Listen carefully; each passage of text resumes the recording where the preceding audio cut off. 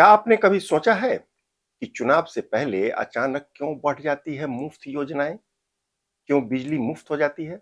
बस यात्रा मुफ्त हो जाती है? राशन मुफ्त हो जाता है? क्या आपने कभी भी सोचा है कि इन सब का पैसा आता कहां से है? क्या सरकार के पास सचमुच इतना पैसा है या फिर आने वाली पीढ़ियां आज के राजनीति की कीमत चुकाने वाली है? बड़ा सवाल ये बड़ा सवाल ये कि क्या लोकतंत्र में वोट और मुफ्त योजनाओं के बीच कोई अदृश्य रिश्ता बन चुका है? यही वह सवाल है जिसे आज हम खबरों की खबर में पड़ताल करेंगे।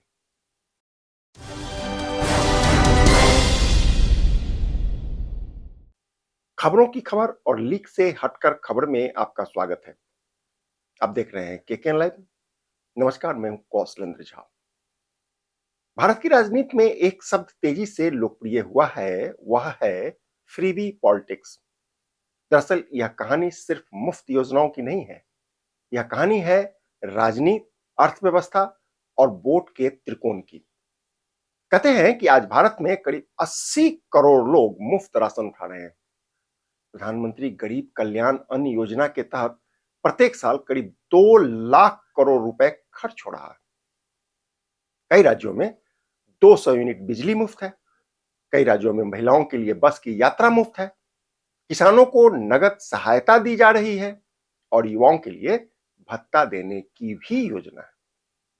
यानी सरकारी खजाने से प्रति वर्ष लाखों करोड़ों रुपए सीधे जनता तक पहुंच रही है। सुनने में यह बात राहत देने वाला प्रतीत होता है, लेकिन इसके पीछे की हकीकत बहुत ही चौंकाने वाली है।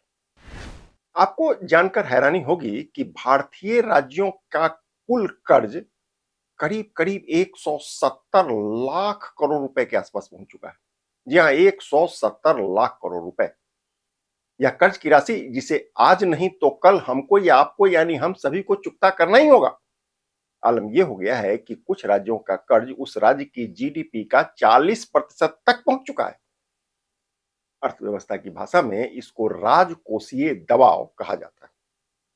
आसान भाषा में समझिए, अगर सरकार की आमदनी कम हो और खर्च ज्यादा, तब वह राज्य कर्ज लेती है। अगर यह कर्ज लगातार बढ़ता रहे तो भविष्य की अर्थव्यवस्था पर इसका बोझ अपने आप बढ़ने लगता है। सरकारें इस दबाव से उबरने के लिए फिर से कर्ज लेती है और आखिरकार यह एक सर्किल बन जाता है। क्योंकि प्रजातंत्र में सरकारें बदलती रहती है, लिहाजा सस्ती लोकप्रियता के लिए सरकार राजकोषीय घाटा को गंभीरता से नहीं लेती और यह काम दूसरे सरकार के जिम्मे छोड़ दिया जाता है। जब राजकोषीय घाटा जरूरत से अधिक बढ़ जाए तो सरकारें जनता पर अतिरिक्त टैक्स का बोझ डालकर इसको कम करने की कोशिश करती है। इससे महंगाई बढ़ता है और आखिरकार नुकसान आम जनता को ही भुगतना पड़ता है। आप जरा चुनावी गणित को समझिए। अगर एक पार्टी चुनाव के समय मुफ्त बिजली का वादा कर दे तो दूसरी पार्टी मुफ्त बिजली के साथ नगद सहायता भी जोड़ देती है। तीसरी पार्टी उससे भी बड़ा वादा कर देती है। दरअसल यही है फ्रीबी पॉलिटिक्स का दुष्चक्र। वास्तव में यह चक्र नीति से नहीं बल्कि राजनीतिक प्रतिस्पर्धा से चलता है। समझने वाली बात यह है कि भारत के सुप्रीम कोर्ट में मुफ्त योजनाओं को लेकर बहस हो चुकी है। अदालत ने कई बार इसको लेकर सवाल भी उठाया है। यहां चुभता हुआ सवाल यह है कि क्या चुनाव से ठीक पहले असीमित मुफ्त वादे लोकतंत्र को नुकसान नहीं पहुंचा रहा है?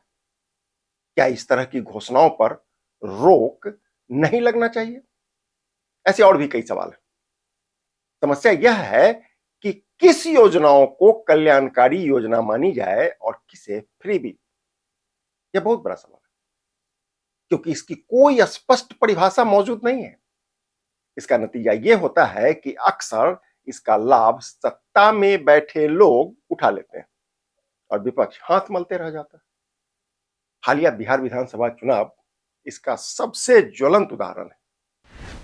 अगर सरकार शिक्षा, स्वास्थ्य और बुनियादी ढांचों को मजबूत करने के लिए खर्च करे तो बेशक यह निवेश माना जाएगा, लेकिन यही खर्च सिर्फ चुनावी राहत बन जाए तो अर्थव्यवस्था पर इसका दबाव बढ़ना तय माना जाता है। इन्हीं कारणों से कुछ अर्थशास्त्री इसको पॉलिटिकल हाई सुअर कहते हैं। अभी राहत मिलेगी, लेकिन बाद में आर्थिक थकान महसूस होगा। लाभ अल्पकालीन होगा, लेकिन महंगाई की मार बेतहाशा पड़ेगी।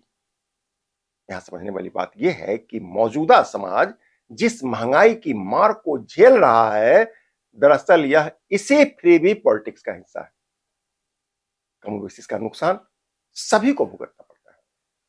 यदि समस्या का समय रहते अस्थायी समाधान नहीं हुआ, तो आने वाले वर्षों में यह प्रजातंत्र के लिए नासूर बन सकता है। इससे न सिर्फ राज्य की आर्थिक व्यवस्था चौपट होगी, बल्कि इससे कामकाजी समाज के अपाहिज हो जाने का भी खतरा उत्पन्न हो सकता है। सवाल उठता है कि इसमें खबरों की खबर क्या है।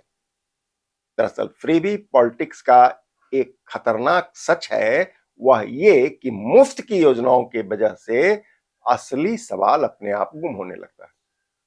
असली सवाल यह है कि क्या सरकारें दीर्घकालीन विकास पर ध्यान देगी या अल्पकालीन राजनीति की लाभ तक सिमट कर रह जाएगी। वर्तमान हालात खतरे की ओर संकेत कर रहा है, क्योंकि अगर यह दौड़ जारी रहा तो भविष्य का बजट लोक लुभावन राजनीति से तय होने लगेगा और ढांचागत संरचनाएं अपने आप कमजोर होती चली जाएंगी। ऐसे में कई लोग हैं जो सवाल उठा सकते हैं। सवाल ये कि अगर मुफ्त की योजनाएं बंद हो जाए तो क्या इसका असर गरीबों पर पड़ेगा।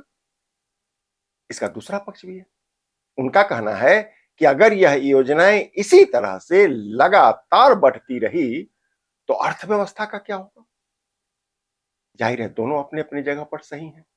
ऐसे में समझने वाली बात यह है कि राहत मिलनी चाहिए, यह जरूरी भी है, लेकिन आर्थिक संतुलन भी बने रहना चाहिए, यह नितांत आवश्यक है।